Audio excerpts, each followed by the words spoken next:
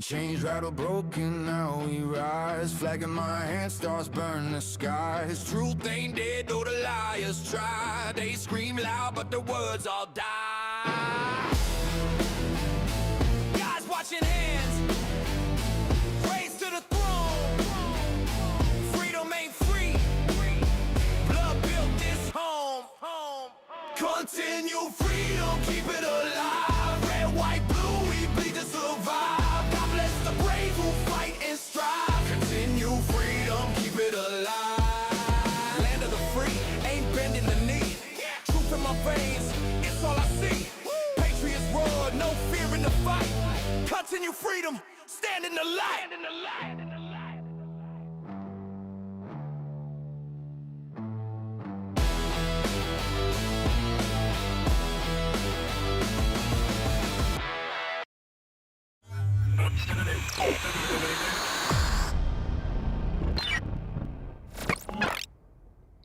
Okay, welcome back, guys. Thank you all so much for being here. If you're new to the channel and you enjoy the content, I'll go ahead and ask you up front. If you don't mind, hit the subscribe button, like button, and the notification bell. That way you're notified every time a new video is released. But you're more than welcome to wait until a little later. I'll remind you again if you want to watch this. So you saw from the thumbnail that, like, Frank Turek, he's the one that I'm kind of headlighting here. He had a video. It was posted recently. It was from one of his speaking events. He's back on, I guess you would say, on tour. He's doing the speaking event circuit and all of that. And let me make sure I got my proper screen up. But he has been talking about the security, his additional need for security ever since what happened to Charlie Kirk. And when I saw it, I almost wasn't planning on doing a live stream tonight, but I said, you know what? I've got to talk about this. I have to show this to people because around the conspiracy theories of Candace Owens, we all have to remember, and I keep it in the back of my mind, but I hope that other people will as well, that there are real world consequences. These aren't just, people see individuals online, they think there's some mythical figure or whatever. These are people with families. These are people with careers. These are average human beings that are in the spotlight, and there are consequences when you accuse them of the things that Candace Owens is accusing them of. Frank Turek was the guy I've highlighted on my channel before. He was the guy in the white hat that everybody said was signaling. He happened to tip his hat or adjust his hat right before Charlie Kirk's life was taken, and there have been real world consequences to his life, and I think it's important that we listen to this. It's 3.5 minutes. Let's go ahead and get into it, and we'll talk about it. As we all know, Candace Owens is spinning a lot of suggestions that there's all sorts of conspiracies out there about who killed Charlie. It's fine to ask questions. It's fine to suggest that maybe this happened, maybe that happened, but it's not fine to insinuate that people are guilty of murder or they're in some sort of murder conspiracy unless you have really strong evidence. My friend Mikey McCoy, whom I talked to today, is getting death threats. I get what appear to be death threats. You never know what can happen to you. In fact, before Charlie, these gentlemen were not with me. Before Charlie, we didn't even have a police officer in the back of the room. Why do we need that now?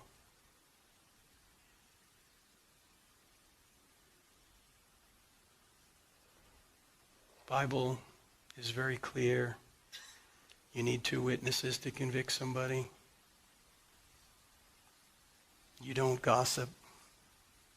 You don't slander people. Unfortunately, I think too much of that is going on.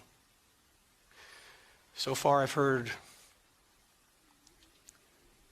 that Candace and others, it's not just Candace, have suggested Netanyahu killed him, Israel killed him, Trump killed him, TPUSA killed him, Mikey McCoy, his dad Rob McCoy had something to do with it, the FBI, Egypt. I heard France today. I thought all France did was surrender. Let me ask you a question, ladies and gentlemen. Unless those possible culprits in Charlie's murder all work together on some grand conspiracy, that most of what is being said about this has to be false. Do you see the point? If you're going to suggest all these different people are involved, they can't all be involved. It strains credulity to say they're all somehow involved. Maybe one of them did it. But that means most of what's being said about this is false. And what if the guy who actually has been charged with the crime really did it? Then every single thing that is being said regarding conspiracies, if he acted alone, is certainly false. Now, the trial is probably not going to be for at least another year. We can't keep spinning conspiracy theories without evidence. People are going to get hurt. So I plead, if you're watching this kind of stuff, or you know people that are, you need to say, hey, it's okay to ask questions. It's not okay to insinuate people are guilty unless you have really strong evidence. I mean, he said it. He said it perfectly. That honestly, that couldn't be stated any better. That the insinuation is that, you know, all these people did do it, and it's, oh, I have a gut feeling they're somehow involved. It's making that statement that is the problem. So you want to ask questions, fine, ask all the questions in the world. But innocent people are getting wrapped up in this. So Mikey McCoy, could think what you want to think about Mikey McCoy and about his father, who was the pastor that was close to Charlie. I think he was Charlie's pastor, if I'm not mistaken. Frank Turek, who's an apologist, a Christian apologist, all these people, you can have your own opinions about them, but to insinuate that they are involved. And the list, by the way, that he gave, it goes much further than that. So the list, it's been Israel, the B cult, the deep state, TPUSA, the FBI, a man underneath a trapdoor. Mormons have been involved. I'd never heard the Britney Spears one, but the Egyptian plane, the Trump administration, Erica Kirk, the feds, Charlie's friends. This is her speaking in generalities, and Kash Patel. All these people have been involved in some way, shape, form, or fashion. And I think what we have to remember is that when you make those accusations, there are real world consequences, because Frank Turek is a father. Frank Turek is a professional. Frank Turek is doing college tours, and now he's paying and will be paying for at least the next year, if not the rest of his professional career, all this money for additional security, because the folks that are more cultish on Candace Owens' side of this are making the threats. Where do you think those threats are coming from? So that's what I've got. I've got beef with it. And again, the real world consequences of what she's doing, she's not paying attention to that. I think she's wrapped up into the clicks. I think she's wrapped up into being the #1 podcast in the world, which kudos to her. I said it in, I don't know, it was probably 3 or 4 videos ago, that she's following that true crime narrative. I went through and I laid out the outline for true crime, but it's the leading language. It's the dripping content. It's, oh, stay tuned for more. Oh, create that air of fear and anxiety around the whole situation in order to keep bringing people back. And so she's telling a story. It's her own story. It's not one that's based in really any fact that I have seen. She hasn't brought receipts like she says she's going to bring receipts. She never does, but she continues to lead her viewers down that path. And as a result, there are other people being harmed by this. Frank Turek, namely. And I've been listening to Frank Turek for a very long time, and Frank Turek is a wonderful apologist. He's been doing it for like 30 years. He's a great, great apologist. He's a Christian man. He loves the Lord. But that doesn't seem to matter to Candace Owens. Not that absolves you of anything. You can be someone who professes to love the Lord and not. But I'm just saying that to say that he's now got to pay for all this security. He's got to have police officers at all of his events. He's got to deal with the psychological anxiety of death threats. And it sucks. It really does.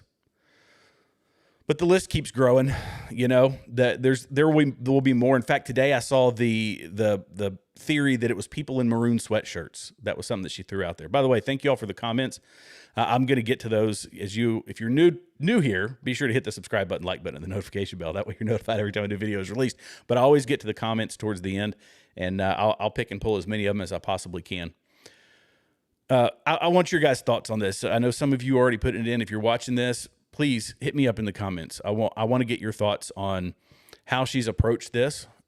I think about this. I talked about this on a panel that I was on, and it wasn't, typically I was doing the Chicago conservative panels, but it was on a different one. I was on Dee Got a Podcast. I wound up being on that one for a little while. And I told him, and my view on all this is that the microphone, people think that it's fun to sit here and make videos. I like to make videos because it forces me to research. It forces me to hone my worldview. And I want to pass that, whatever I learn or whatever I figure out or whatever I believe, I want to pass that on to other people. But there's a certain responsibility that comes with the microphone. It's not about coming out here to get fame or whatever it happens to be. It's about actually trying to inform people. And so what you speak into a microphone, there are second and third order effects to that. And there's a certain responsibility behind it because you guys are out here to get information. And my job in doing this is to give you the information I've got, and I will attach my opinion to it. But at the end of the day, you guys are making your own opinions. I have people on here that agree with me, people on here that disagree with me. That's fine. That's public discourse. But I feel like she's being so reckless with the authority and the influence that she's been given. And I feel like she's obtained it dishonestly. And there's other people like that. Look, this is a clip. I don't know if you guys saw this or not. Elijah Schaffer is a guy who's kind of on this new version of the right wing. And he's kind of, I guess you would say he stepped in and started, I think, kind of along the Nick Fuentes type lines. But he was on Gavin McInnes's podcast, and everybody's now raising questions like, "What? Listen to this clip. Listen to this clip." His bag showed up. Mine didn't. I called American Airlines. Like, I don't know where your bags are. Why are you going to El Salvador? Because I worked. I'm friendly with the government down there. I work in. Let's just say I liaison from the interests of America are in El Salvador, and I help represent some of those interests. Okay. And so. Basically, I go down there. I have safe haven down there. I have a safe house. I have people. I'm getting threats on my. So we have America First people who are saying, well, I'm friendly with the government of El Salvador because American interests are in El Salvador. Well, that's not what we've been told by a lot of these people, right? America's interests are only here in America, to include Elijah Schaffer, has been part of his party line, has been part of his content. No, we're America First, America only. America's the only thing that matters, and yet he has to admit that he's friendly with the government of El Salvador. Actually, I don't think he had to admit, but he did let it slip.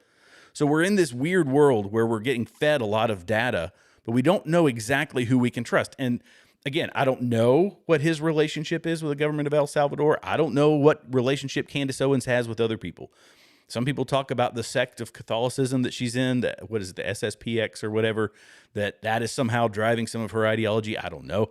But if we're talking about other countries, this guy who's an America First dude saying that he is friendly with the government of El Salvador, has safe houses there, and supports American interests in El Salvador, who in the world can we trust? I'm a dude on the internet. People could say, don't trust me, but look, I'm a former military guy. I'm a small business owner. That's about as far as it goes. And I love the Lord. That's about as far as it goes for my, for my life. But it's such dicey time right now, and I feel like people like Candace Owens, Elijah Schaffer, Nick Fuentes, they're just kind of this ready, fire, aim, throwing stuff out there all over the internet, and they change all the time, right? Nick Fuentes has started to soften his views on a lot of things to try to make himself more mainstream. Well, it's he's a guy who says we're America First, and it's this new version of conservatism, and da-da-da-da-da, and then all of a sudden, like I was talking about last night, on the show, that he's pitching socialist ideas. He's pitching socialized medicine and free college and things that are antithetical to the conservative movement, things that we don't believe in.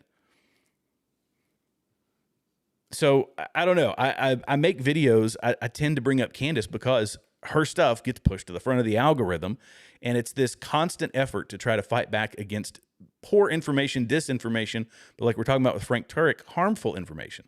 Not that she can't say it. She can, I guess. We have free speech in this country. But at some point in time, there's going to be liable lawsuits that are going to come down because individuals are going to lose jobs. Individuals are going to lose speaking engagements. They're going to lose income. They're going to be shunned from organizations. There's going to be all these second and third order effects to what she's doing. And right now she doesn't seem to care. I mean, she's more than willing to do it. You know, Frank Turek said that she had mentioned the French, and that's because of the lawsuit that she's got going on with the Macrons.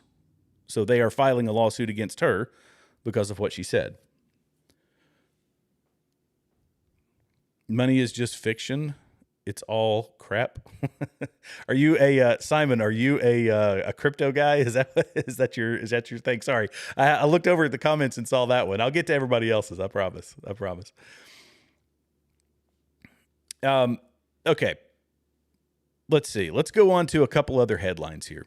You guys burn it up in the comments because I want to get to that. My favorite part of this whole show, you know, I like throwing the information out there for you guys to hear it, but I like the end of the show where I get to see your all's comments and then we'll discuss it. We'll talk through it. We can have some back and forth and we'll go for as long as you guys want to. So the next big news is MTG. MTG has vacated her seat, in case you guys didn't know.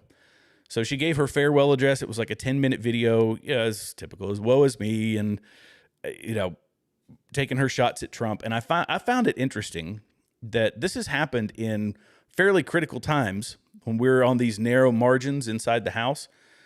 And these narrow margins inside the House are disrupted when people like Matt Gaetz leave, or now when Marjorie Taylor Greene leaves. And this is something that the Democrats have talked about. Now, look, I will never go to Eric Swalwell as any sort of intellectual, but this is how they see MTG leaving, the impact of MTG leaving. Marjorie Taylor Greene, one of your colleagues, announcing that she's resigning in January.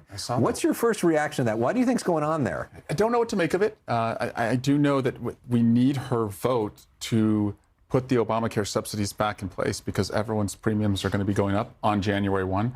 I hope Republicans have received the message from like national voters, constituents who are saying, don't let that go away on January 1. And she has been an advocate, actually, one of the only Republicans. So I hope that's something she gets done before she leaves, because Californians are going to pay a lot more if we can't put that back in place. But why do you think she's leaving?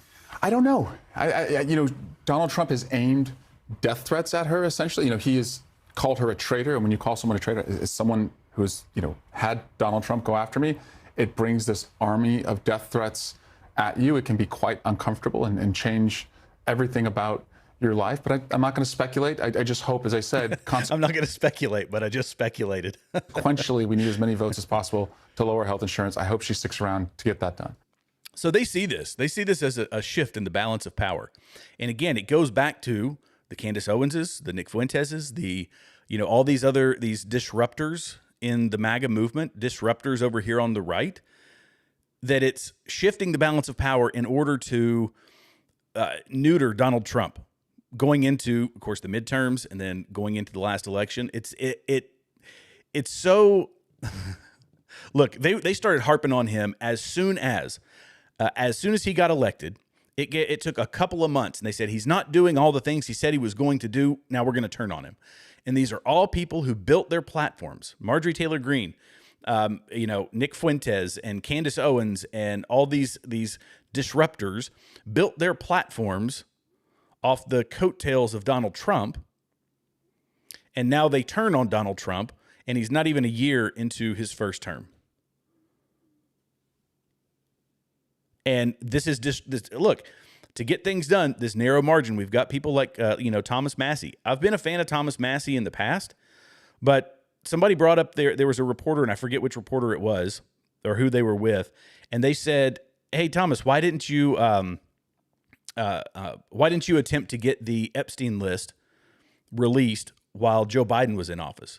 And he kind of gave this half-hearted answer. And so he does it once Donald Trump's in office, because if he felt like there wasn't going to be enough support for it, it gets denied while Trump is in office, and that looks bad on Donald Trump. Of course, it looks like this stuff is going to get released. But nonetheless, the disruptors that are, sitting outside the fringes, that's fine. We need those because we are a big tent. That was part of what Charlie Kirk was trying to do, was create a big tent Republican Party with lots of different views. That's why he platformed people like Cenk Uygur. He talked to Tucker Carlson. He talked to Brandon Tatum. He talked to Candace Owens. Well, not Candace Owens in recent years, but nonetheless, it was a big tent. He was bringing in lottie-dottie everybody, even some people from the left who had some ideas that more or less aligned with us, at least. So he was creating this, I don't even want to say a bipartisan organization, but hey, what things can we corral ourselves around? That was kind of what he was trying to build. But these disruptors on the fringe, once they start turning on our movement, on what we've been trying to get done, what we were so amped up about, my first, I don't know how many videos that I made was me whooping and hollering about all the good things that were happening and the good things that were in progress. Now, we knew that there was going to be an antibody reaction to that from the deep state, and Donald Trump is fighting that sort of thing, and he hasn't handled everything perfectly. I think we would all admit that. But nonetheless, we're moving in a better direction than we have at any other time in my life. The only thing that people have an issue with is his stance on Israel, the fact that we still gave them the $3.8 billion a year, which we had agreed upon with them, and 75% of which gets spent back here in the U.S., so $900 million roughly. That was a big issue. And then the Epstein files, because the Epstein files didn't get released as quickly as everybody wanted them to. I don't think that's it, and I stay consistent on this. I don't think that was a reason for us to break up the MAGA movement. I just don't. I don't think any of that is. $3.8 billion. Even Nick Fuentes came out today, I think it was today, or at least in the past week, and he said, yeah, it is. It's not really about the money. It's the principle. This is what he, in fact, I've got the video clip. Let me play this. It's a 1-minute clip. America First Project soft power without giving foreign aid/military intervention to keep up with other superpowers. Example, China supplying these countries foreign aid instead. God bless and have a good weekend. I'm not against foreign aid. I'm not against foreign aid at all. I'm not against foreign aid. I'm not against military intervention in principle. I'm against specific instances of it where it does not benefit us, but I am not against it in principle at all. Because America is an empire, and I support the maintenance of the empire, and it's cheap. It's cheap. The problem is not that foreign aid to Israel is cost prohibitive. The problem is what it reflects about our country. They're right. $3 billion a year is nothing. You know how much it cost for the government to cut a $1,000 check to fewer than how many people even got it during COVID? It cost $250 billion to give everybody $1,000. $3 billion for Israel. It's nothing. The problem is not the amount. The problem is not that we do it. The problem is that we do it because it reflects their entrenched influence in our society. Okay, so if it represents entrenched influence in our society from the Jewish people, here's Ukraine, $16.6 billion. This is all 2023 numbers. It's actually $3.8 billion in Ukraine. There's a $500 million, we'll change to that, $2 billion to Ethiopia. What in the world does it say about our country that we send $2 billion a year to Ethiopia, or $1.6 billion to Jordan, or $1.4 billion to Egypt, or $1.1 billion to Somalia, or $1.1 billion to Yemen? This is the thing. This is new messaging from somebody like a Nick Fuentes, minimizing his, he's kind of walked himself back on some of the anti-Semitic things that he said, and I played it on this channel numerous times. He's walking himself back. He's trying to sound a little more mainstream, trying to get himself out of the naughty box so that he can get onto YouTube and other channels.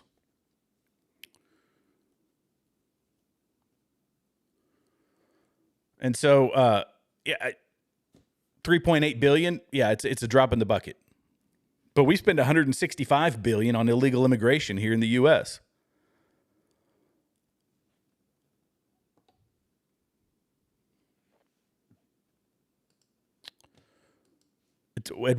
Again, look, he says what it says about how deeply entrenched they are in our federal government.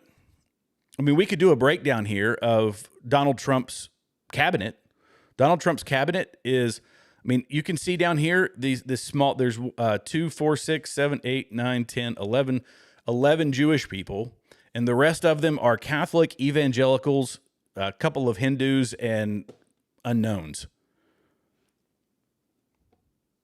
But we got to worry about the 7 Jewish or 9 Jewish people, whatever I said it was, 11 Jewish people in his cabinet. It's deeply entrenched. They control everything. The little country over in the Middle East controls everything. It's just silly, right? And I've heard him talk. He talks about Mary Matelson. Again, I'm fine with us talking about lobbying and the political, campaign contribution, finance reform, all that sort of stuff. I'm okay talking about that. But lest we forget George Soros and the billions of dollars in damage that he has done to our country. I mean, there's a whole slew of people, Act Blue, and all the fake donations that have been, run into their side. Political finance reform is needed for both sides. There's corruption all over the place. A lot of people will say that America is one of the most corrupt countries in the world. We're just, we kind of do it out in the open, or it's some of it's hidden away. That's fine. We can have a conversation about that, but they just hone in on that one little country of 14 million people over in the Middle East. It's fascinating. Fascinating. I'm more worried, and I stay consistent on this as well, I'm more worried about the Islamic problem here in the U.S. So there's I don't know if you guys heard about this or not, but there was a money laundering scheme going on in Minnesota, and Minnesota has got problems. Let's listen to Tim Burkett, right? This is what I feel like we need to be focused on more than anything. Back in Tennessee. Hey, I've been reading a lot and watching the news on these Somalis in Minnesota and around the area that are ripping the system off, faking autism. I've got one of my dearest friends has autism, and he just gets it every day, doesn't get any help, goes to school, does his thing, has a job, takes care of his Nana, and he's just a wonderful. Oh, wait, that's the wrong one. I picked the wrong clip. Wait, did I miss that one? Wonderful human being. To think that's somebody it. I got the right one. Is using that situation to rip off the system, to me, is unbelievable. We need to get a hold of these people that are doing this. We need to, within the law, of course, but we need to seize their assets. We need to mark them, not physically mark them, but know who they are so that they will never, ever be able to get back in our country again and deport their ass as fast as possible. Then we've got to, oddly enough, my buddy's texting me right now, my buddy with autism. And then what we need to do then is to root out who in our government allowed this to happen. That's the problem we have with the conservative movement. We get a hold of the person at the tip of the spear, and then we don't go down to the base. And that's where the problem is, the real problem, because they've allowed this to happen. They've been paid off, or they're so deep in whatever department it is that they are, there's some gunfire, that they are able to just move around to another area, and that needs to stop. Needs to stop. We need to stop it now. That's why a lot of people didn't like Elon Musk. He rooted this stuff out and pointed it out to us. And I'm afraid you're going to find out, you dig deep enough in some of these scams, that folks from both parties are getting fat off of it. And dadgummit, it needs to stop. I love Tim Burchett. He's from my state, by the way, Tennessee. Beautiful state. That's why everybody wants to come here. But this has totaled about $399 million in tax money. $399 in tax money. So there is, let me find let's see, where was the clip? This is the one from Benny Johnson. He posted some of the numbers here.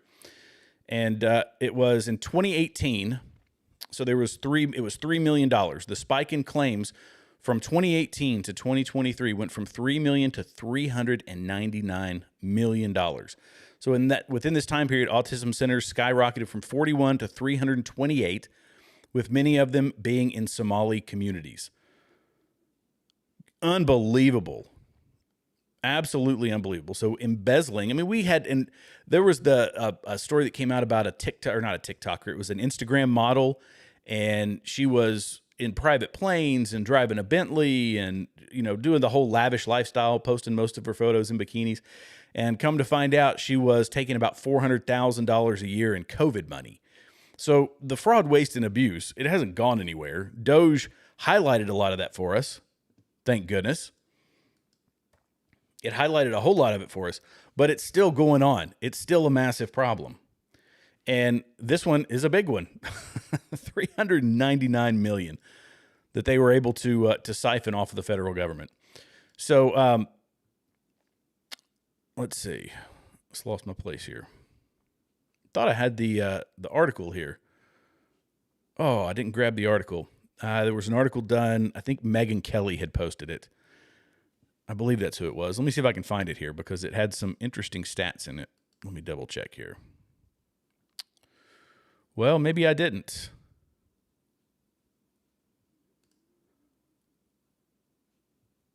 Okay, well, here's some of the stats. This is from the Benny Johnson post, the Benny Johnson X post about it.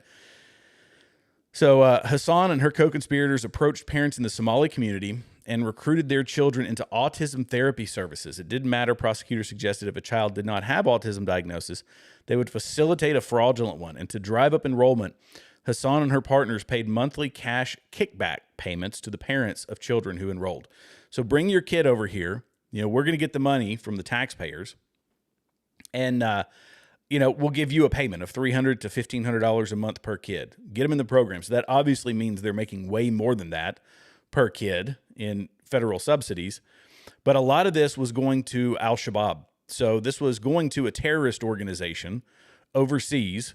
And people, so this is it. You go into the Somali community up here where they're getting people to defraud the federal government, and they're using that to fund Islamic extremism in another country. And you want to know why we wanted to deport so many people? You want to know why if the left wants to know why we were screeching so loud about all the individuals coming across the border, this is why. Not just this, but things like this. The fraud, waste, and abuse. I mean, it's massive. So, yeah, and that was a critique I had of MTG because her, she was, I guess, more worried about the immigrants from Latin America because she had a construction company. Her, I think it was an 8-figure construction company. And that construction company needed that cheap labor. And she said, no, we can't be deporting everybody. Can't be deporting la-di-da-di everybody, even though that was part of her platform, because it's going to hurt the cheap labor that we've got in our construction companies.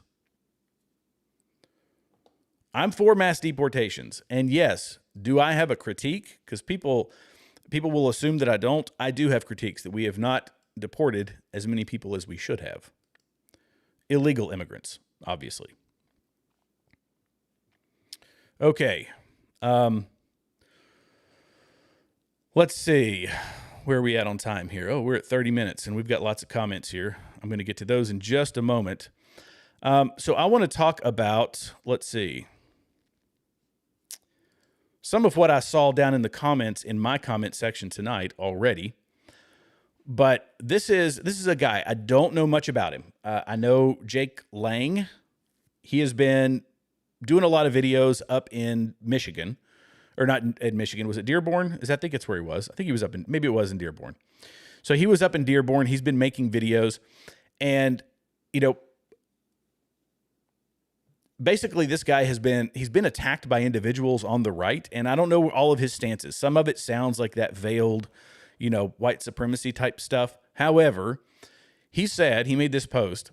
He said, we have prepared a huge $50 million federal slander and defamation lawsuit on Jake Shields, Owen Schroyer, Ryan Mata, Myron Gaines, Stu Peters, and Suleiman Ahmed for their false claims that I am a paid provocateur or fed or a Jewish bad actor pretending to be a Christian. Okay. Why is this important? He down here on this line, he says $7,000 from Israel. He says he's an America First guy. Again, I don't know a ton of his content, so if he's some nefarious actor out there, I don't want to be complicit in that. But this is a typical response from a lot of people. that if you try to understand the nuance of the Israel situation, I said it last night. I don't think we should be giving them $3.8 billion. And I had people that got mad at me in the comments. That's fine. Like, you're not going to make everybody happy online, obviously. But I said that because it looks bad for them. It doesn't help them long term with the changing political environment here in America. So they should probably get, wean themselves off of, American money. And I mean, heck, get down to the same level as what we give Somalia or whatever. But nonetheless, if you say anything, even remotely positive about Israel, this comment right here, $7,000 from Israel. I hope somebody down in here, money bags or whatever. Okay, here we go. We got Simon Belsi, whatever, a bot. So we've got a bot down here that said Zionists are crazy, right? So you're a Zionist, you're a whatever, paid provocateur, you're a Mossad, you're all this stuff. And when people like the Candace clan, when the Candace, cult teams up around people and they try to bash, especially smaller creators or, individuals who are just posting videos online, lawsuits are eventually going to abound because this is getting militant. So I'll be interested to see where this goes, but I thought it was fascinating that some people, they get pummeled to death over it. I'm not too worried about it. I'll be perfectly honest. It's just words to me, but I'll be interested to see what happens from this because it's not affecting me. I'm a small creator. I have a tiny little channel, my tiny little influence. I'll be a big channel one day, but right now, I mean, okay, fine. Say your nonsense, but for some individuals, it can, eventually lead to death threats. It'll eventually lead to the cult wanting to take some sort of action against people, and it's getting kind of dicey out there. So I don't know. I'll be interested to see.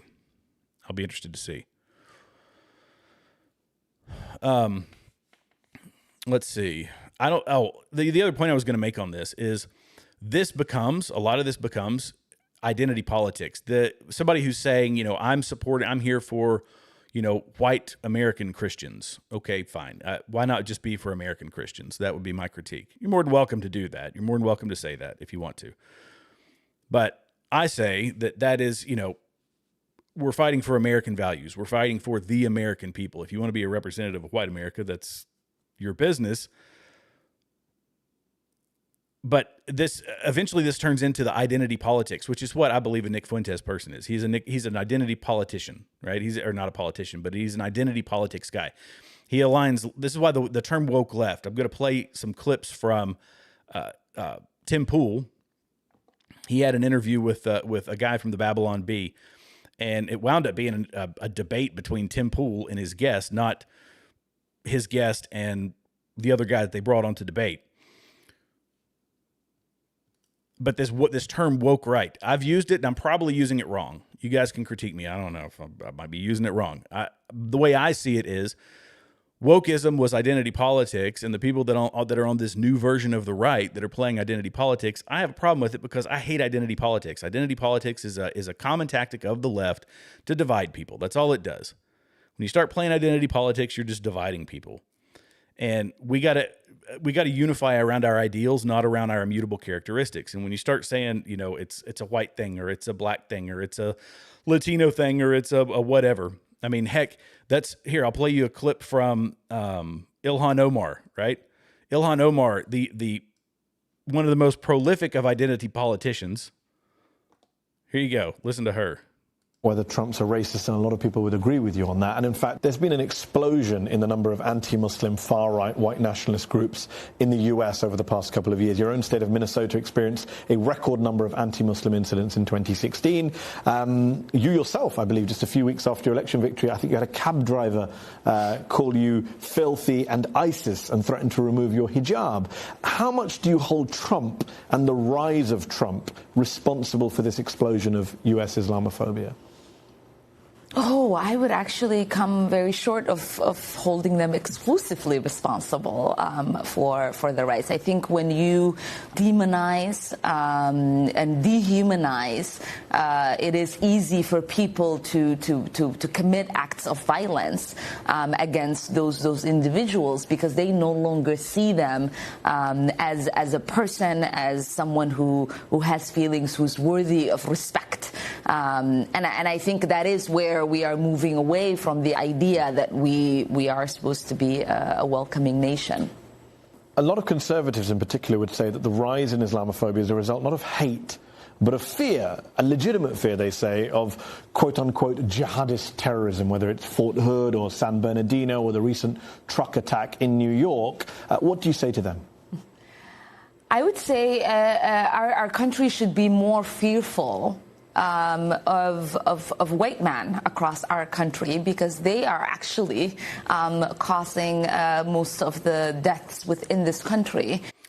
So she says it's bad when you demonize and dehumanize.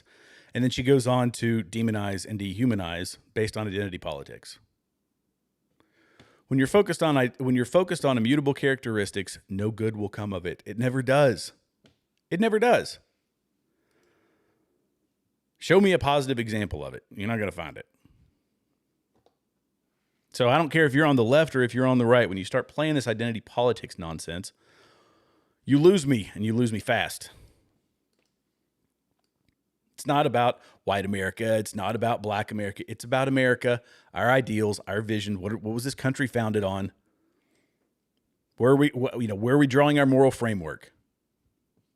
It should be from the Bible, because this is a Christian nation. And then this was a, let me pull up this clip from Tim Pool. Tim Pool had a very interesting, I would say, I don't know if I would say interesting. It was a controversial take. It was poorly thought out, in my opinion, which is atypical for Tim Pool, but it sounded personal. So I'm going to play this clip. Here, just singular quotes from Nick that he said. And then when it came to the issue of Dave Rubin, you argued in the extreme of he have to go out and advocate and proselytize this particular thing. That's what Nick's doing. Nick is proselytizing. Nick has. I've never. How many times has he praised Hitler? I've never once seen. How many times has he Dave praised Hitler? Rubin go on a show and say we need more surrogacy. How many times has he praised Hitler? More gay adoptions. I've never seen him do that. How many times has Nick praised Hitler? I don't know exactly. And Dave, if he doesn't know. For first point, if Tim doesn't know, then why is he asking the question? He rails on people for that all the time. How many times has Nick praised Hitler? I mean, I found a video that was 8 minutes of him doing it, and I posted it underneath this. I doubt that it got a few people saw it, but I doubt many people are going to pay much attention to it. He always gets on people. You're making a point, but you haven't done the research. Well, Tim hasn't done the research either. Dave has promoted surrogacy. At least once. Indeed, and Dave has at least once promoted surrogacy. So what is the you moral really think Nick Fuentes has only praised Hitler once? And I don't think, I don't think Dave has only posted about surrogacy once. I've only seen. The point is, I believe your morals are fake. You are. I genuinely do. This is the frustration that I have in my voice is not because I'm passionate about one way or the other, or whether you're Nick bringing did or up did easy not. examples like Dave Rubin and easy examples, because the point is, let's talk about in Trump. Trying to understand where your moral lines are. I will talk entirely. Look at what Trump promoted on his reality shows and Playboy magazine. I'm not a all Christian. this stuff. Okay, I am. Indeed. And Christians overwhelmingly voted for Trump. And I think your aversion to Nick Fuentes is based on some clips you've seen for which you are largely ignorant of his larger message, and you've ascribed him this position as an evil nihilist without watching anything he said. Nick is advocating for it. For what? For what specifically? It is not something that he's... For what's socialism, racial politics. I mean, the list goes several different socialist policies. Just recently. In fact, they later on corrected themselves, to Tim's credit. I like Tim Pool, by the way. I'm a Tim Pool fan. I like the way he approaches things. I do not agree with him on everything, but I agree with him on several things. But this was like a straight up attack. Like, okay, you oppose surrogacy. You will work with Dave Rubin because Dave Rubin had a child through surrogacy, but because Nick Fuentes, you saw a clip. No, it's two very different things. Nazism is praising Stalin and Hitler. That's new to the conversation. We can, surrogacy has existed here for a while. It is not moral. I do not believe that it is a good thing. Surrogacy is not a good thing. And, because the way that it's kind of pitched, I'm not going to get into a whole lengthy thing about surrogacy, but you are renting the womb and buying the child that was, gestated in another woman. So they're saying, well, you'll work for Dave Rubin, but you won't with Nick Fuentes, but because you've only seen a couple of clips of Nick Fuentes. And the entire argument, I think, is disingenuous. That you're talking about opposing a practice that is actually in place versus opposing somebody who is pushing wildly controversial views that is, kind of disrupting the whole political system. So he's saying it is a difficult dilemma for this guy, and he doesn't do a great job of making the argument. But he's saying you have to go to an extreme that he's advocating for the surrogacy that Dave Rubin is, but because Nick Fuentes said it, so he's minimizing Nick Fuentes, but lifting up on a pedestal surrogacy, which is something that's been in place for a long time and needs to be scaled back or eliminated, I believe, entirely. Nonetheless, Tim was entirely off base on this whole thing, and so I'm going to specifically what is he advocated for? Are you going to mention the singular quote from just the other day where he said unite with the left? Let's talk about before that, because you've been anti-Nick for a while. Yeah. What has he said that you are against and believe he is a nihilist for all these reasons? Why are you challenging me on Nick Fuentes? We're all agreed on this. Like we've all seen. Because I don't think you have an answer. He says. Like what? Yeah, he's advocated for child brides. He's advocated for he's questioned the Holocaust. He's said Hitler is really cool. He's talked about how we need to deport all the Jews and all the Browns and all the blacks. He is. I don't watch his show. I've just seen the point that I was making is that exactly your view of Nick Fuentes. Seen enough. I've seen enough. Like, why is this so hard? Well, Donald Trump also called Nazis fine people. Donald Trump called Nazis fine people. No, he didn't. Oh, wait, hold on. Because we analyzed further to look at the full context of his messages. Okay, so this is, and again, another disingenuous move, Tim. I mean, good gracious. So he pulled the fine people thing. Everybody knows that the left was saying that there's fine people on both sides. They took that entirely out of context, didn't look at what came immediately after that, which was, except for the neo-Nazis and the white supremacists, they should be condemned completely. Okay, fine. So he's saying that because you pulled a couple of clips out of context, or he's saying that he must be pulling clips out of context in order to develop his view about Nick Fuentes. And that's entirely disingenuous because it's two entirely different things. We're talking about one statement versus a whole library of statements that help you understand Nick Fuentes' worldview. And Tim looks like he's standing up for Nick Fuentes. Look, I support Nick Fuentes' right to say what he wants to. I don't think he should be banned. I think he should be on Spotify, YouTube. I think that when they do these mass cancellations, because they did it to Alex Jones, they've done it to tons of other people, I think it's wrong. I think it's terrible because we're supposed to be a free speech society. That being said, it sounds like Tim Pool is just pulling blocker for Fuentes. I don't know why, because he's taken such a shallow view on this argument here. But my initial thought, and again, I'm not putting this on Tim Pool as if he was doing it, but it sounds like because he wants to have him on his show, that he's trying to, I guess, reinforce the fact that he supports the guy. It's not his normal MO, but it just seems weird that he went into attack mode over this and tried to downplay Nick Fuentes, who everybody knows is pretty radical in some of his beliefs and some of his ideals. That the media is treating Nick Fuentes unfairly the way they treated Donald Trump unfairly? I think they are treating Nick unfairly for sure. Oh, come on. His Spotify podcast got banned. Donald Trump. You want to make an argument about what he believes, make an argument. The argument we're having right now is that Nick shouldn't be allowed to be interviewed by Tucker Carlson, and Tucker is at fault for having talked to him. Oh, no. And again, no legitimate person has said that. Nobody says that Tucker Carlson shouldn't have talked to Nick Fuentes. The argument that legitimate people have made is that Tucker Carlson had the most controversial figure on the right now. Well, one of the most controversial figures on the right, and arguably the most popular among young men, and I guess women, but mostly men, is Nick Fuentes. And when he says, I like Hitler, I like Stalin, I celebrate his birthday, and Tucker says, well, we'll circle back to that. And then he doesn't, then that's a softball interview. And it's part of the sequence that I laid out from Dinesh D'Souza. Dinesh D'Souza kind of explained how Tucker does his arguments. And the way that he builds his not his arguments, but the way he sets up his show is to push a certain worldview by the varying levels of aggressiveness in how he approaches his guests. So if Ted Cruz says something about Israel, talks about his beliefs in Israel, which obviously he was entirely unprepared to talk about, he's going to grill into him. He's going to sharpshoot him and try to make him look stupid. But when you have somebody that comes on who largely supports your worldview, you're going to softball it to make sure that all of their content gets out there. It's not fair to the viewer is really what it is. It's just not fair to the viewer. And I don't know. I didn't understand Tim's. Like I say, I love Tim. I've been listening to Tim Pool for a long time. I don't love Tim, but he's an all right guy. He's a good one to have on our side. But this one was just it was weird. It was really weird. Okay. Boy, lots of comments over here. Let's see if I can get to all of them.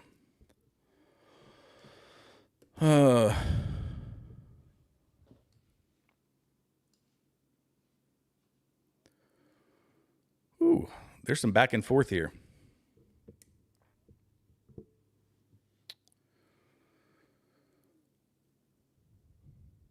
Let's see.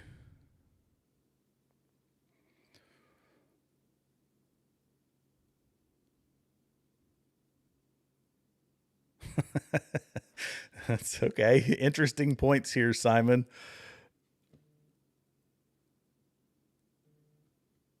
Okay, let's see. MTG is threatened by the Zionist lobby. Look, when you actually follow the money, they have way overplayed. I'm not saying that they don't have influence. They do. They have influence. Qatar has influence. A lot of other countries have influence in the U.S. Should they? No, absolutely not. Absolutely not. But to say that they are, I mean, this is like, I almost think that in fact, here, I'm going to put up your comment so people will know what I'm talking about. People have overplayed the Zionist influence in the U.S. I mean, golly, it's like we are just a vassal state of a small little country over in Israel. It is first off, it's insulting to America. It's wild. And everything I've heard, that could turn into a really, really long conversation. I'm not getting into all that one, but let's see. Shelley, people like he didn't. He spoke twice about it when he was camp. There you go. That's a great point, Shelley. People act like Trump ran on releasing the Epstein files, but he didn't. He spoke about it twice when he was campaigning, when asked about him. And we know that Donald Trump booted him out of his clubs. Donald Trump is not in this. If he had been, and the feds had this data when Trump was in office, it would have been released. That's obvious. Everybody knows that. So yeah, this was a big deal to a lot of people, and it was less of a deal to Trump. Trump was more worried about trade, making America great, closing down the border, which he has done. He was worried about a lot of other things. And because their pet projects weren't handled as quickly as they would like, people started to turn on him.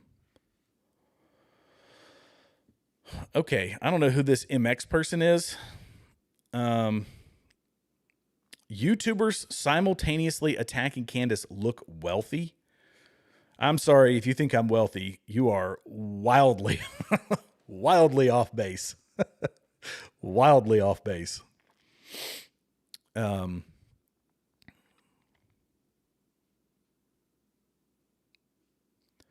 Boy, yeah, that's very true. Now they are, you could say they've got money bags, not this guy. No, we shouldn't send them more money. Whoever this MX person is, I'm going to assume you're a bot, but I don't know. Yeah, I see that because of your other comments, I see that you're being sarcastic on this one. We should send them more money. No, we shouldn't. No, we shouldn't. Now, there's a recent thing, this new agreement that they're trying to get approved. Their current agreement runs out in because we have a memorandum of understanding that we've had with them for a while, with Israel for a while. And it was 10 years is how long these memorandums of understanding generally last. They are already working on their new one because I think in 2028, their next one expires. And I'll keep your comment up because it's, so people know what I'm talking about here. That it expires in 2028, so they're lobbying for it now. They're trying to get it approved now, and they want it to go for 20 years. And I think it is 30. Was it 20 billion or 30 billion? I forget. I'd have to go back and look. But yeah, they're trying to get it done all up front because they are losing a lot of favor with the younger crowd. The political environment has changed. This is something Charlie Kirk talked about ad nauseum, that Israel needed to change their PR campaign, that they were losing support among young people. And they're trying to get it done all up front so that they can get that money. And do I think that that's a wise idea? No, I don't think it is. Netanyahu said it recently that they needed to be thinking about how to scale back. He said it and then turns around and his government starts working on this 20-year deal. But it looks bad for them. It doesn't help them in any way politically. They're a pretty rich country. They admit, they say, we don't need U.S. troops to fight our battles. We can handle our own thing, but they do get the money. And then 75% of that gets turned around and spent back here in the U.S. on defense contractors. That is the agreement, which I have read, which you guys can go online and read. MX, whoever you are, you can go on there and read it, my friend. Let's see.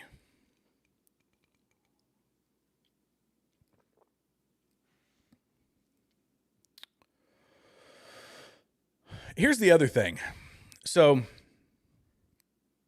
look, I'm gonna bring this up. Ben Shapiro, you said Ben Shapiro should move to Israel like Randy Fine and Mark Levin. So, Israeli people need to move to Israel. Here's a couple of issues where we might find some common ground, Simon. Dual citizenship should not be a thing. I talked about this yesterday on my, I think it was yesterday I talked about it on the show. Dual citizenship should not be a thing. Serving in foreign militaries should not be a thing. And it's not just here that there's people that were going over to Ukraine, which people have interestingly forgotten. We've spent $16 billion. We've given them $16 billion, I think, this year.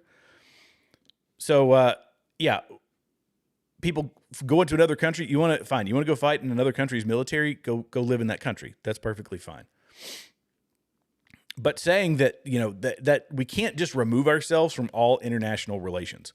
We have opinions. I've had opinions on the Ukraine situation. I have opinions on the Israel situation. It's just that people say, well, people focus too much on the Israel stuff, and you're just stumping for Israel, and you're not America first. You're not America first.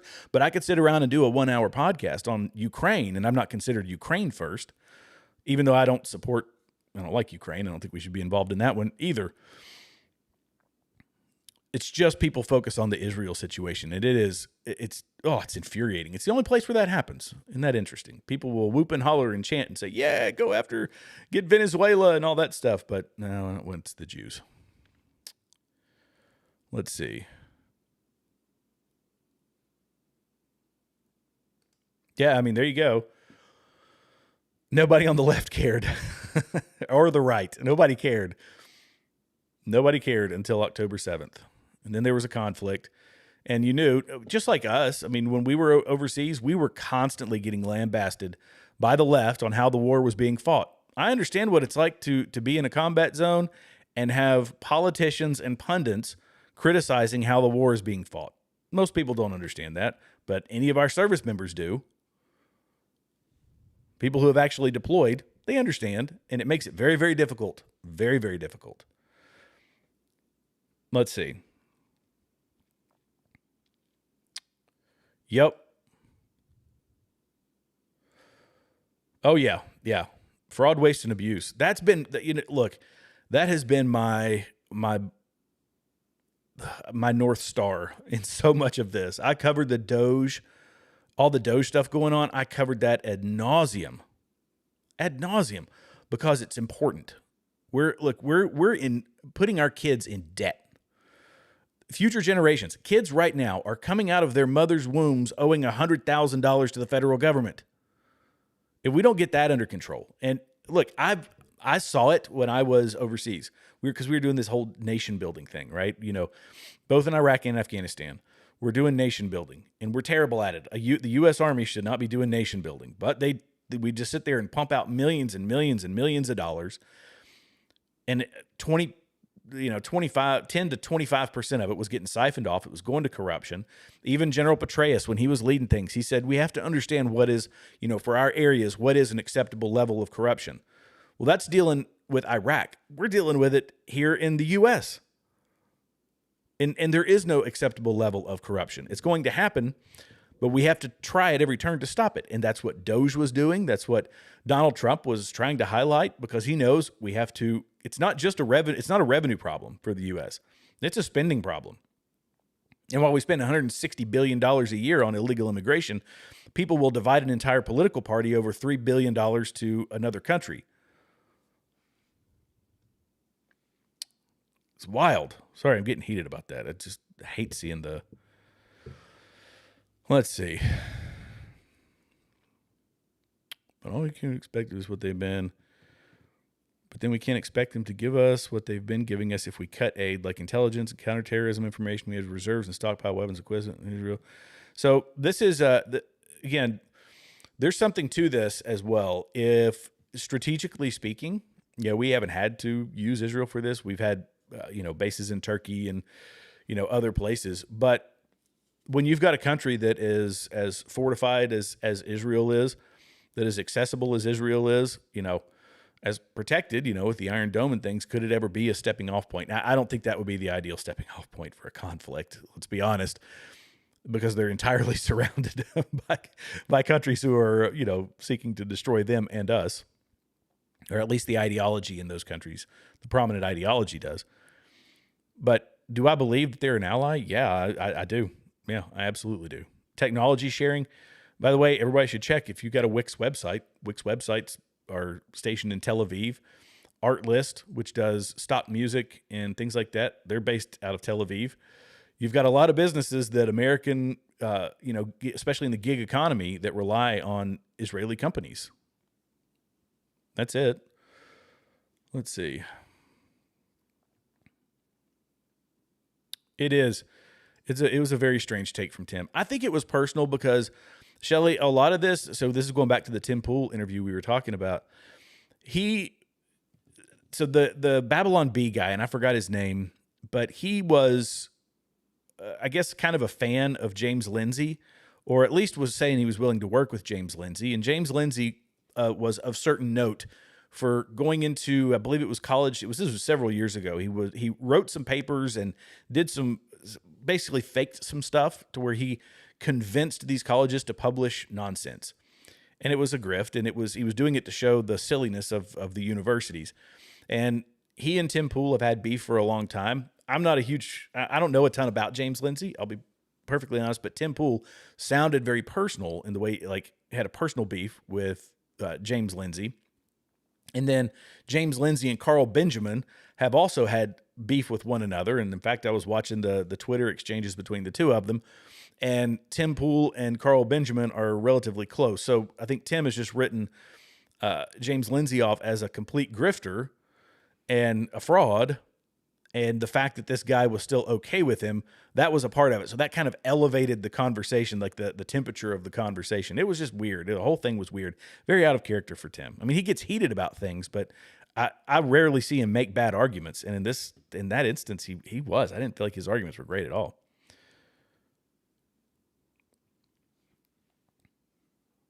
Let's see. I ought to get some theme music going. Sitting here in silence. I don't have some theme music going in the background. Let's see.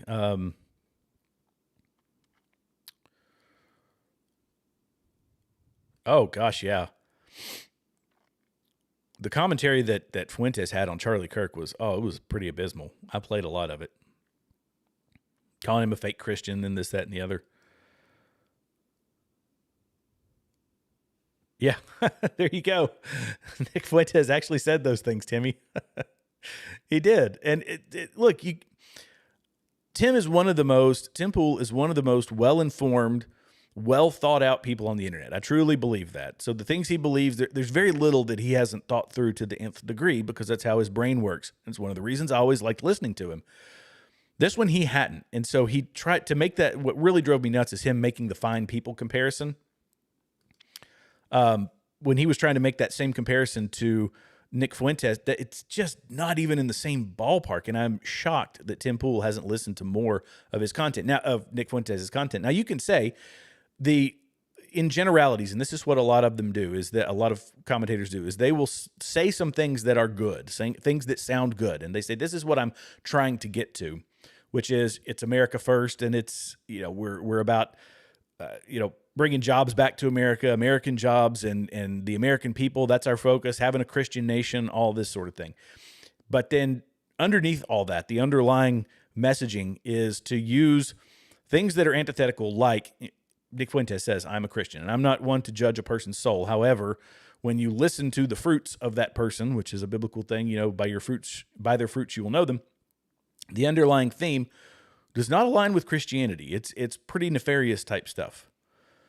And, I say that if you follow Nick Fuentes' worldview all the way to its final completion, this country becomes a white country. This country is not a multi-ethnic country. He's talked about shipping the brown people and the black people and all these other people off. That's sorry, if you're an illegal immigrant, yes. Otherwise, it's not an American ideal. Let's see.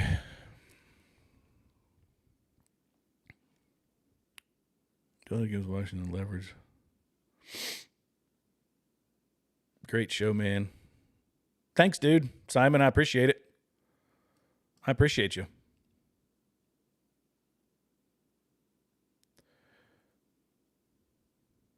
Charlie would have felt so betrayed by Tucker.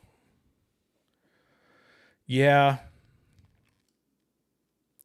And again, we have to let him have the interview. So I don't know if, Shelley, I don't think that's what you're saying. But, it's the way that the interview was carried out. So that I hope that I'm making that very clear. I want everybody to have a voice. I don't care how, vile you are. You should be able to have an account on, on X, on YouTube, on whatever. Because unless you're promoting violence, right? That's been the standard for us forever. It's the call to the calls to action. You don't have a call to action. That is incitement. Everything else, if you've got wacky ideas, let people listen to your wacky ideas. But you have the point counterpoint. You have the equal and opposite reaction. That's what shows like mine are doing. I don't like what Nick Fuentes says.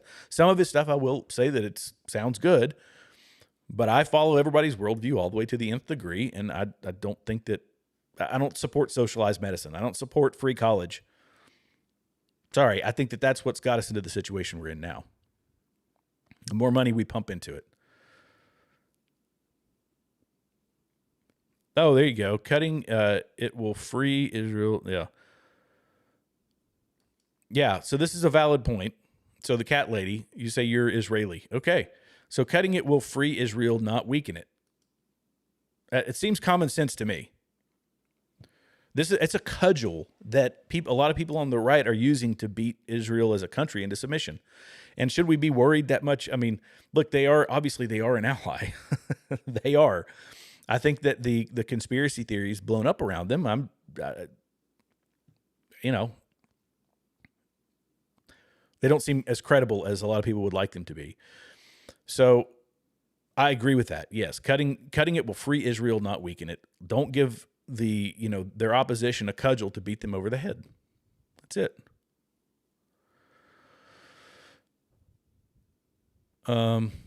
Thank you for that comment, by the way.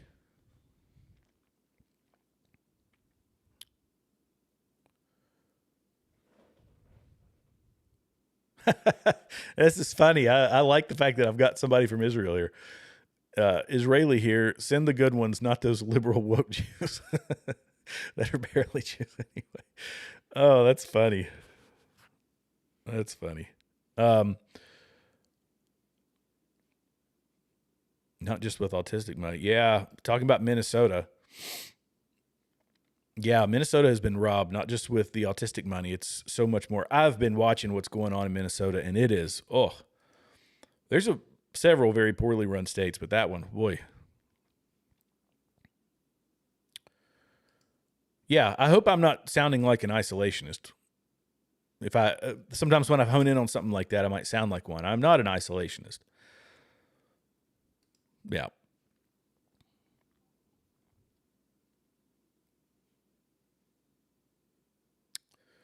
Let's see. No, it wasn't so it wasn't Seth Dillon, the one that he was talking to. Let me pull that clip up again. You're talking about the Tim Pool one. It wasn't Seth Dillon. Seth Dillon is the CEO. It was with, oh boy. Hang on. Let me pull that clip up because I should be saying the guy's name.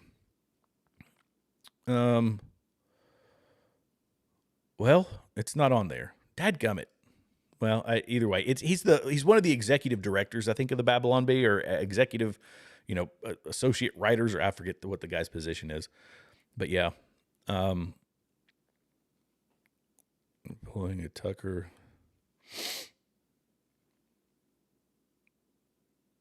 Yeah, see, here's the problem, MS Justice. So nobody knows the numbers. Tim's pulling a Tucker. Let's toss a stupid question and rail the person over BS info that doesn't matter, and he doesn't know either. And the problem is, I've watched him make this point that don't make a point unless you have the background data on it. Unless if you say that Nick Fuentes supports this, at least have the data that backs it up. Well, in this case, he made an accusation, he made a point, and he didn't know either. So it's just antithetical to what he normally does. I don't know. Maybe he's having an off night or something. I don't know. I don't want to beat the guy to death over it. Let's see.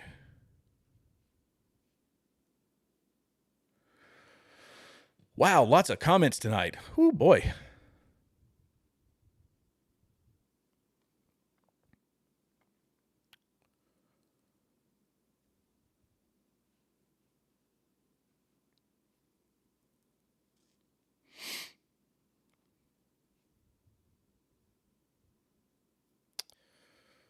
At Aloha. Let's see. Well, I appreciate that. Aloha says, I have not heard him back Candace. Well, I'm not a huge Candace supporter. I used to be a Candace supporter. I really was. When she was, part of the Blexit movement, and what she did is undeniable. But it's this drastic shift. It's just gone dark, and that's why can she make a valid point? I'm sure here and there, but most of what she's pushing is just nonsense. So I appreciate that. The real KC, he's being respectful. I'm not. Yeah. Anyway, let's see. Oh, thanks. There you go. Everybody, pay attention. There you go. This channel deserves a lot more subscribers. Come on board, everybody. I'd love to have you. We will agree. We will disagree. It's all good. I'm working on getting some panel stuff going. I want to get some, more discussion, not just me talking to a camera, but I want to get some other folks to come on. So let's see. Oh, there you go. New subscriber. Ding, ding, ding. I ought to have like some fireworks or something. I'll have a graphic for that next time. Thanks. Welcome aboard. Welcome to the crew.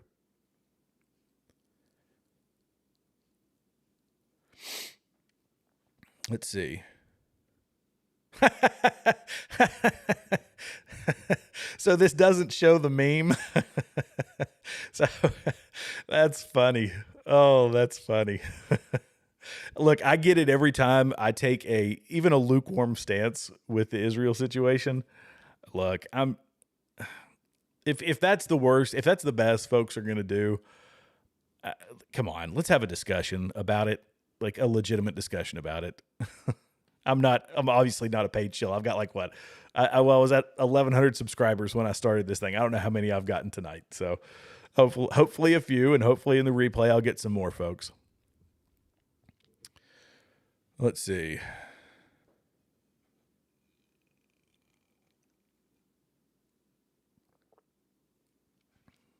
Whew.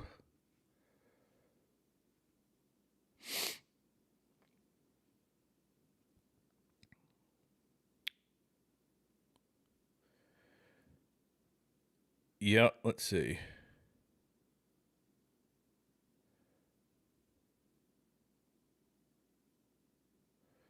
Okay, so you're asking me, Simon, you're asking if do I believe the interview with Sean Ryan and his security team chief? I do. I mean, I don't have any reason to disbelieve what he was saying. The way he described it, to me, it just sounded, it sounded entirely reasonable. The way he was talking about applying treatment, the way he was applying aid, what he saw. Now, do I think that they've had a massive failure? Yes, they did. Because just like I said yesterday, that when you're the security team, you can delegate. He sounded like, hey, we pushed this off to the UVU police. And we just kind of left it there. So, hey, UVU police, you guys have got this. And they said, yep, we got you covered. And there was no verification. Somebody from his team should have been on the roof. I mean, you can delegate authority, but not responsibility. When you are the security lead protecting the most well-known conservative commentator in the country at that time just think of, look, we know the grand scale of Charlie Kirk. It's a big deal. You're at his first event of the year, and you say, you go to UVU police and you say, hey, you guys got this? I said, yeah, we've got it. But then nobody goes to verify that they actually did what they said they were going to do. You just took their word for it. That should never happen. So do I believe it? Yes. Do I think that he was trying to kind of get himself out of a pinch there because of that oversight? Yeah, it sounded kind of like it. But look, he's going to live with that. He's obviously remorseful. He's obviously remorseful. And that's something he's going to live with for the rest of his life. And bless his heart, But look, I mean, yeah, it's the saying that they only have to be, you have to be right every time. They only have to be right once. But look, you want to run a security company, that's the breaks. That's the sort of thing you've got to see. And now a national tragedy happened. And yeah. So do I believe it? Yes, I do. I believe what he said.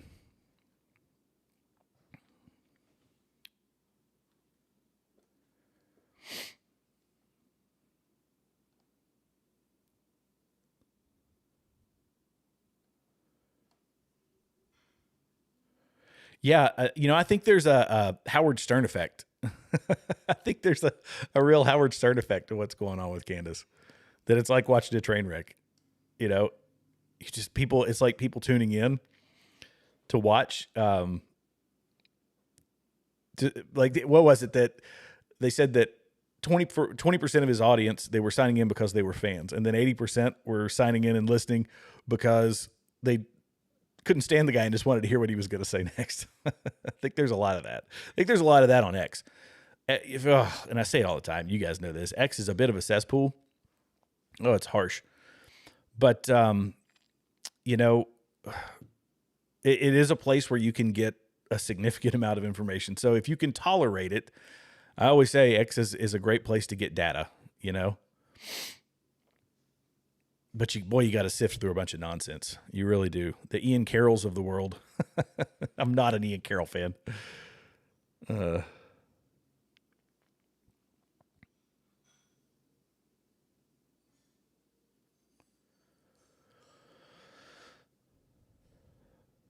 Oh, I'm sure Candace just tweeted that she has proof that the Macrones have paid for her assassination. I'm sure they have. I'm sure she does. How many times has she said that? I guess we'll see. I'll be very interested if she does. I'll be very interested. My goodness. I typically go an hour, guys, but you all have given me some great questions. I like the conversation part. This is one of my favorite parts, to be honest with you. Interacting with you guys.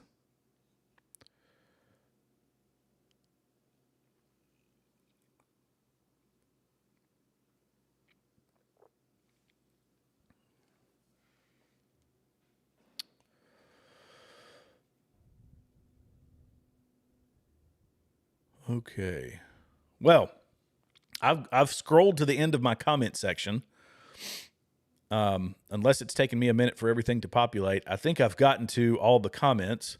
Oh, I didn't. Snotface, I don't know if you're still watching or not, but Snotface is one that I actually know from the Chicago Conservative. By the way, Chicago Conservative, I'm hoping that guy is able to get a channel back again.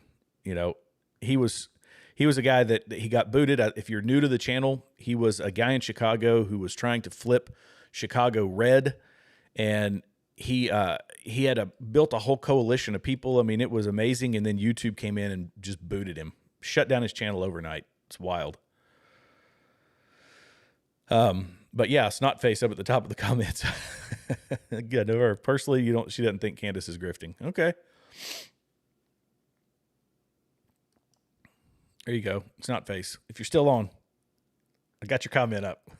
Thanks for following.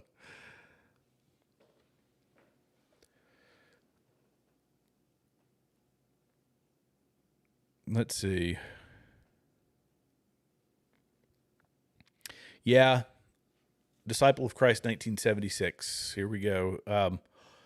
It's all spiritual. You know, everything is really, everything is, this is like spiritual warfare is, I mean, it's very real. I talk about it in my personal life all the time. I've talked about it on this channel several times. This is a spiritual battle. Like the world is a good versus evil, you know, battleground. That's it. We got to have, I mean, Christ has to be pointing us in the right direction. The Bible is what has to be pointing us in the right direction. We're going to fail all the time. All of us are going to fail all the time, but we are absolutely in a situation of spiritual warfare.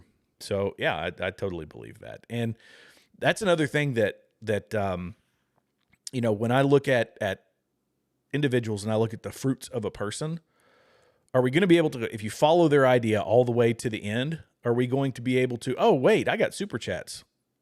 Hey, thank you.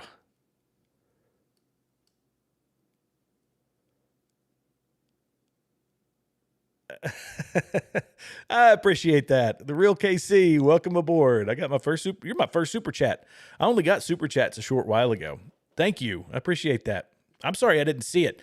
See, this is a new thing for me. So, you know, when I get a super chat, I will absolutely play that one first next time. So I apologize that I missed it. Let's see. So what was I saying? I completely forgot. I lost track.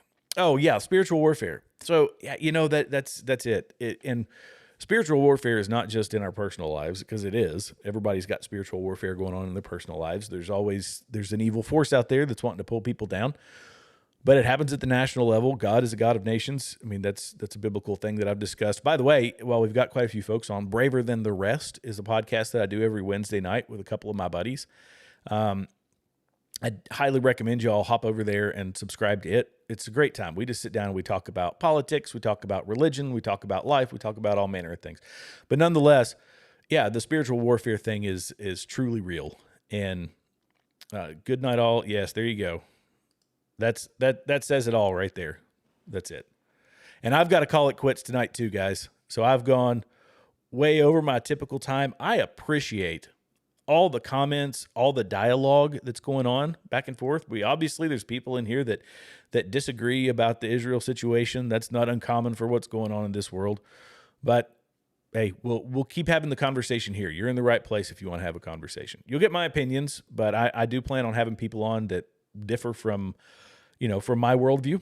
We'll figure this thing out. Guys, I appreciate all of you. If you are new here and you haven't done so, hit the subscribe button, that like button, and the notification bell. That way you're notified every time a new video is released. God bless you all. God bless America. This has been a great, I got to play this one too. There we go. Simon, Christ is King, 100%. Absolutely. That's why, I always tell people with the Israel situation, then I will shut up. But with the Israel situation, I'm glad, because it is such a heated issue, I'm glad that our salvation is not dependent on that. Let's just put it that way. If you accept Christ in your life, that's all that matters. Yeah, there you go. It's all good. We talk at least. Yep. Okay, guys, I'm going to head out of here. Thank you all so much. God bless you. God bless America. I'm going to see you in the next video. Have a great evening.